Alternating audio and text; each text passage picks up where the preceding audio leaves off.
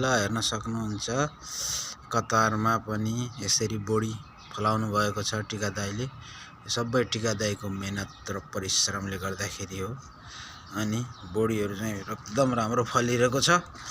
अनि धनिया त सकियो, साग पनि सकियो। यो लसुनको पातहरू हेर्न सक्नुहुन्छ कति राम्रोसँग गराउनु भएको छ चट्ट हैन। अनि यता ठुल्ठुलो फर्सीको पनि पत्ताहरू उमार्नु भएको छ। यतातिर पनि यो चाहिँ पालकको सागहरूको क्यारी हो। 4 चोटि खाइयो।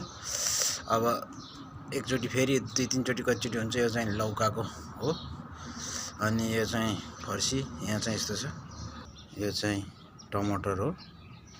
टमाटरहरू थियो, यहाँ सागहरू थियो। टमाटरहरू फलेको छ, दानाहरू पनि लागेको छ कति राम्रो। यो चाहिँ घिरमलाको झ्याल हो।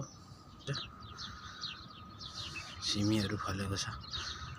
आफूलाई खानलाई टन्न छ हैन।